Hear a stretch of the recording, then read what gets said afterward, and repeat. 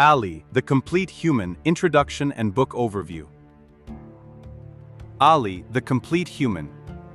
What need is there for Ali? This text originates from a lecture by Dr. Ali Shariati, delivered at Hosseiniya Ershad Tehran in the year 1969. It is rendered here in simple English for young readers. Before diving into the core text, let us preview the map of our journey. This book is structured into 4 distinct parts. We begin with Part 1, which outlines the sickness of the modern human, detailing the 3 wrong roads: the person who only consumes, the person who worships money, and the person who runs away from the world.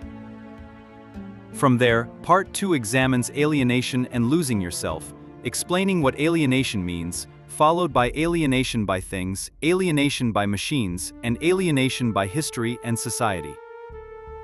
In Part 3, we listen to the voices of the modern age, examining the insights of thinkers like Marcuse and the one-dimensional person, Kafka and the trapped person, alongside the perspectives of Sartre, Memmi, Fanon, Eliot, and Ionesco.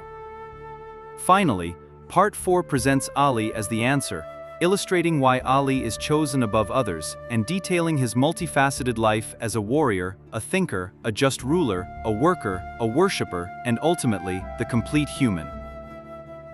This book is built from a lecture Dr. Ali Shariati gave in 1969. He was speaking to young people who were asking a hard question. In a modern world that already has science, machines, money, and freedom, why should anyone still look to a figure from history like Imam Ali?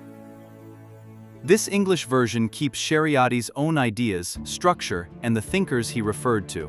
Nothing has been added. The language has only been simplified so a younger reader can follow it clearly.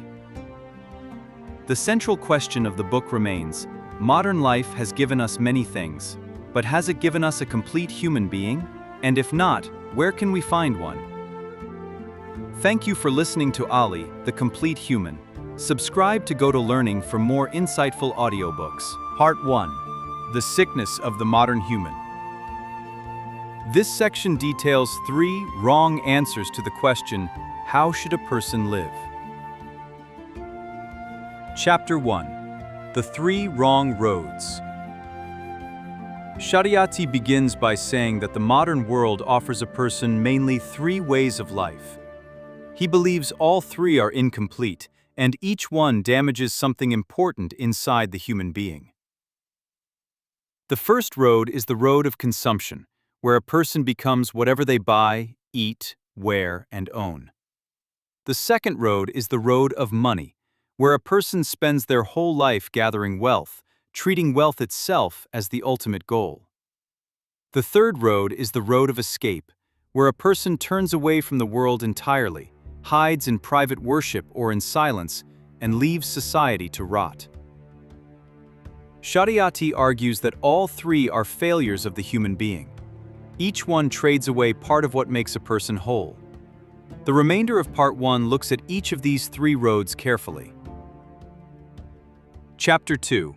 The Person Who Only Consumes. The first kind of broken modern person is the consumer. Shariati says this person no longer asks, "Who am I?" Instead, they ask only, "What do I have?"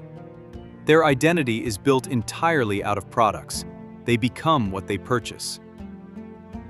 This person feels alive only when they are buying or using. When the buying stops, they feel empty. Shariati says this is not freedom. It is a new kind of slavery, where the chain remains invisible because it looks like pleasure. The consumer does not own things. The things own the consumer. Let us emphasize 3 key points regarding the consumer. First, the consumer measures life entirely by what they own. Second, identity comes from products rather than from inner character. Third, while this lifestyle looks like freedom, it works exactly like slavery. Chapter 3. The Person Who Worships Money. The second broken figure is the money worshiper. This person is not interested in things in order to enjoy them. They are interested in wealth itself. Money becomes the total meaning of their life. Shariati says this person treats wealth the way ancient people treated idols. They sacrifice their time, their relationships, their conscience, and even their faith to it. They believe money will make them safe, important, and free, and yet the more they gather, the smaller they become as human beings. For Shariati, money worship is a form of idolatry. The modern person has not stopped worshiping idols. The idols have only changed their shape. Chapter 4. The person who runs away from the world. The third broken figure is the one who refuses the world. Seeing how ugly modern life has become, this person withdraws. They retreat into private religion, into pure ritual, into silence, or into despair. Shariati says he understands why a sensitive person would want to escape, but he insists that escape is also a failure. A human being who abandons society leaves the field completely open to the consumer and the money worshiper. By refusing to act, the escapist actively helps the very world they hate. To leave the world to the unjust is not holiness, it is surrender. End of Part 1. Thank you for listening to Ali, the Complete Human. Subscribe to Go-To Learning for more insightful audiobooks. Part 3. The Voices of the Modern Age. Let us look at the thinkers Shariati calls as witnesses to his argument. Chapter 9. Marcuse and the One-Dimensional Person. Shariati turns first to the philosopher Herbert Marcuse, who described modern people as one-dimensional. A one-dimensional person, Marcuse said, has entirely lost the ability to imagine that life could be different from what it currently is. They accept the system completely, and they are even entertained by it. Shariati agrees with this picture and uses it as a mirror. The modern person, no matter where they live, is being flattened into one single dimension. Chapter 10. Kafka and the Trapped Person. Next, Shariati points to Franz Kafka, whose stories describe human beings caught in vast, uncaring systems they can neither understand nor escape. The Kafka figure is small, anxious, and feels guilty without ever knowing why. For Shariati, Kafka has put into literature what alienation feels like from the inside. A person who knows something is terribly wrong, but cannot name it, cannot fight it, and cannot get out. The modern person is awake inside a dream they did not choose. Chapter 11. Sartre, Memmi, and Fanon. Shariati then brings in three more critical voices. Jean-Paul Sartre speaks of a person condemned to choose in a world without given meaning. Albert Memmi describes the colonized person, whose very self has been forcefully shaped by the colonizer. Frantz Fanon describes the wounded human being of the colonized world, struggling to recover their own identity after it has been completely stripped away. Shariati uses these three together to show that alienation is not merely a personal problem. It is also a deeply political and historical wound, especially for peoples who have been ruled by others. Chapter 12. Eliot and Ionesco. Finally, Shariati turns to two literary voices. T.S. Eliot, in his poetry, describes modern people as hollow, present in body, but entirely absent in spirit. Eugene Ionesco, in his plays, shows human conversation collapsing into complete nonsense, as if people no longer truly speak to one another. Shariati gathers all of these witnesses, philosophers, novelists, playwrights, and revolutionaries, to make one definitive point. The diagnosis of the sick modern human is not his alone. The greatest minds of the modern West have said the exact same thing in their own languages. Part 3 ends with an urgent question. If this is the sickness, where is the cure? Who shows us a human being who is not broken in these ways?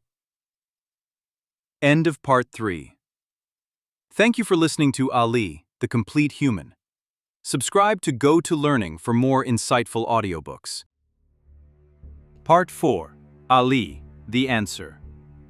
This is Shariati's portrait of the complete human being. Chapter 13. Why Ali and not someone else? Shariati now asks his title question directly. What need is there for Ali? His answer is that Ali ibn Abi Talib, in Shariati's reading, is not a figure of only one quality. He is not only a warrior, not only a scholar, not only a worshipper, not only a ruler, and not only a worker. He is all of these at once, and none of them at the cost of the others. That, Shariati says, is what makes Ali a perfect picture of the complete human.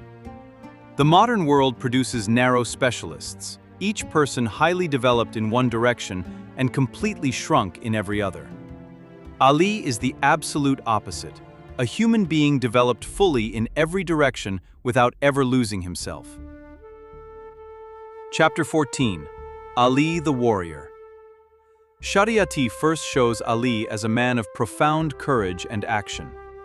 He stood firmly in battle, defended the weak, and never ran from danger. But Shariati is careful to note, Ali's courage was not the cruelty of a soldier who enjoys violence. It was the courage of a person who acts precisely when justice demands action, and stops the very moment justice is satisfied. The warrior side of Ali, Shariati says, directly answers the escapist described in Part 1. Ali shows that a good person does not flee the world. Chapter 15. Ali the Thinker. Next, Shariati shows Ali as a thinker. Ali spoke deeply about God, about the human soul, about justice, and about the nature of time and death. His sermons and letters are treated by Shariati as the words of a deep philosopher, not only a religious leader. For Shariati, this matters immensely because it answers the one-dimensional person of Marcuse. Ali is not flat. He acts and he reflects. He fights and he reasons. Chapter 16. Ali the Just. Shariati then turns to Ali as a ruler. When Ali held immense political power, he refused to use it for his family, his tribe, or his friends. He treated the poor and the powerful by the exact same rule. He stepped down from privilege rather than betray justice. This, Shariati says, is the answer to the money worshipper and to the corrupt politics of his own age. Ali shows that power can be held without corrupting the one who holds it, but only when held by a complete human being. Justice, for Ali, was not a slogan. It was a daily refusal of every easier path. Chapter 17. Ali the Worker. Shariati emphasizes a side of Ali that he says is often forgotten. Ali worked hard with his own hands. He dug wells, planted trees, and labored physically. He did not consider physical work beneath his dignity, even when he was the supreme leader of a vast community. For Shariati, this is the definitive answer to the consumer. Ali is not a person defined by what he buys. He is a person defined by what he produces and gives to others. Chapter 18. Ali the Worshipper. Then Shariati shows Ali in prayer. He describes a man who, after an intense day of battle, work, and judgment, would stand at night before God in deep, profound worship. The same hands that held the sword and the spade were raised softly in prayer. This, Shariati says, is the ultimate answer to the person who tried to escape the world through religion. Ali does not choose between worship and the world. He brings them together seamlessly. His prayer feeds his action, and his action is purified by his prayer. End of Part 4. Thank you for listening to Ali, the Complete Human. Subscribe to Go To Learning for more insightful audiobooks.